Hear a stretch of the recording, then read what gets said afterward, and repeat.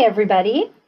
This is Miss Wade. I'm going to be going over application solving problems, which uses a lot of the equations that we did when we did the exponential applications.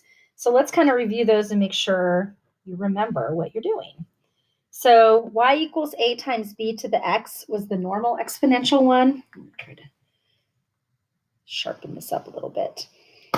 Let's review what all the variables meant in that equation. So a was the initial amount, if you remember, hopefully. And B was the growth rate or the growth factor, whatever you want to call it. And remember, we found that lots of different ways. If it was doubling, you would, put a 2, et cetera, et cetera. And then, where's all my colors? Okay. And then X is usually the time. And then Y is the final amount. So that was kind of our standard one that we did. And then we had interest. And there were two different interest formulas, if you recall. This was the very first one that you learned. And then this was the other one you learned. And sometimes we called this PERT. And the key here is this one is when it's compounded continuously. Okay, so if you see the word continuously, you automatically go to this one. You don't even have to think about it. So on all of these, P is the principal, which is basically how much you start with, or how much you invest, or whatever you want to call it. And then R is the rate for both of these. And remember, with these, we always want to make it a decimal. You always want to make it a decimal. Just trying to remind you of all the stuff. Over here, N is the number of times that the interest is compounded per year. So just a reminder, if it's yearly, then N is 1. If it's quarterly, N is 4, right? If it's monthly, N is 12. So hopefully you get the idea there. And then, let's see, T is time, and A is the final amount. And then on this one, we have T is time, and then A is the final amount here. Okay, so we wanted to make sure you have all the formulas down, so that way you don't have to be flipping through your old notes trying to find them. They're all right here. So the idea with these word problems is to read it, identify what you know, and figure out which formula you need to use to get your answer, okay? So this one is a money problem. So if it's a money problem and not population, it's going to be one of these equations here, okay? So it tells you that $4,000 is invested in a bank, paying 7% interest compounded continuously. Right there, that's your key that it's going to be PERT.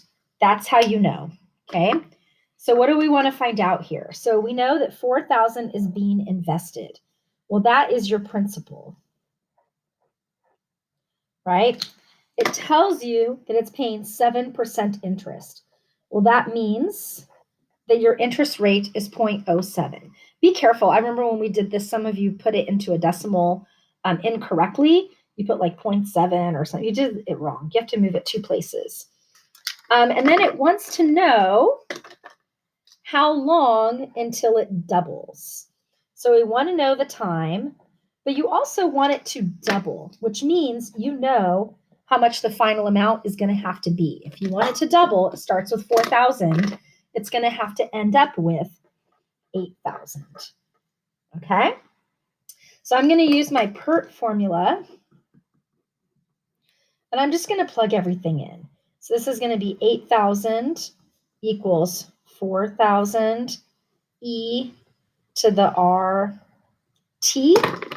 and I'm solving for time. Okay, so to do that, I need to isolate the power. I'm going to divide by 4,000, which gives me 2 equals e to the 0.07t. Now, to be able to solve for t, since I can't put this with the same base at all, you're going to want to log both sides. Okay, but because the base is e, you're going to natural log both sides. Okay, so I have natural log of 2 equals natural log of e to the 0.07t, and this exponent is going to come down. Okay, I'm going to write that over here. So I have ln2 equals 0.07t ln e, and remember that ln e is just 1. So ln2 equals 0.07t, and divide by 0.07, and then let's see, natural log of 2 divided by 0.07 should give you 9.9 years. So it takes 9.9 years to double. Okay. All right. Let's look at this next one. So you're saving to buy a laptop. You get $700. So that looks like a principal. It's how much you start with. It tells you you're investing in something that's 4% interest. So the rate is 0.04. And it tells you compounded continuously. That is also the PERT formula. Okay. And then it says how long until you can buy your laptop. So we don't know the time. It's going to be pretty typical that you don't know the time on these because that's what you know now to solve better. And this is what you want to end up with. That's your goal. So you start here, you want to end up here, and you're trying to figure out how much time. So we're going to use the continuously formula, the PERT. So 799.99 equals 700 e to the 0.04t. So same thing. I want to isolate the power. So I'm going to divide by 700. Right? So let's see. 99.99 divided by 700 is 1.1428. I'm going to just leave that in my calculator. I know I'm going to have to natural log both sides. So I have natural log of 1.1428 equals, and I'm going to bring this down already. I know this is just a 1. So I have this in my calculator already. So I'm not going to round till the very end. So I'm going to do natural log of second answer. Okay, so that gives me 0.1335 equals 0.04t. I'm saving that in my calculator. I'm not going to round till the end. And then I'm going to divide that by 0.04. So that gives me 3.337, which I'm going to round to 3.34 years. All right. So hopefully those made sense. It's just basically reading the problem, looking at the keywords to decide which formula to use, write down what you know and what you're trying to solve. And then if you write all the information on the left side, then it'll help you be able to plug it all in so that you understand what you're doing. All right, let's move on to the back side. So this one, it says how long for your investment to triple, and it's compounded continuously. So once again, this is a PERT one, so that's pretty easy. And then it says how long. So we want to know what time is. Sorry, I'm not as good at keeping track of my colors like Miss Z is. For your investment of $2,000. I keep changing my mind on the colors. whatever, to triple. So if you have 200 and you triple that, that means that you have 600. Easy math. And the interest rate is 2.5%, so 0.025. So when we put that into our formula, we want it to end up as 600. You start with 200. Interest rate is this, and we want to know the time. So just like before, we want to get that power by itself. We want to isolate it so that we can log both sides. I'm going to divide. I get 3 equals e to the 0.025t. And then I'm going to log both sides. But it's natural log because it's base e.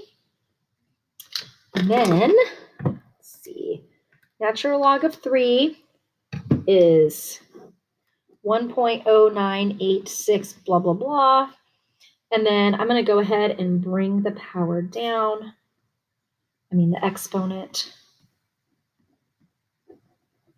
And you know ln e is just 1. So I'm just going to solve for t by dividing by 0.025. I'm going to keep this number in my calculator. I'm not going to round until the end. There. So t is 43.94. There it is. Okay, that's the last of that type of problem. And now we have a different one. So number 4, this is a population problem. So because it's a population problem, you know, or you hopefully will know, that it's y equals a times b to the x. That's your clue in the word problem. Okay, it says that cells are growing exponentially. And in this problem, it says that after 2 minutes, you have 300, and after 5 minutes, you have 800. So that is basically giving you 2 points. So this is where you take 2 points and write an exponential equation from that. I don't know if you guys remember how to do that, but we're going to go over it. So usually when you do your points, the x coordinate is usually time, and the y coordinate is the amount for your x and your y. So 5 minutes, I have 800.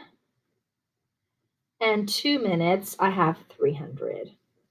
And I'm going to take these xy coordinates and put them into y equals a times b to the x.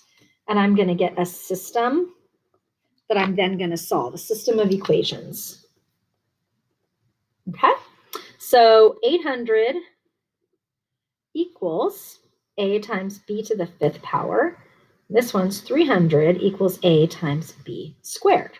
Now remember, when you have a system of equations like this, you're dividing these. And when you divide the numbers, and for the exponents, you subtract them, and the a's cancel. Okay, so 800 divided by 300 is 2.66666. So I'm just going to round that. The a's cancel, and then 5 minus 2 is 3. Okay, and I'm going to take the cube root of both sides. Whoops. So the cube root is 1.386.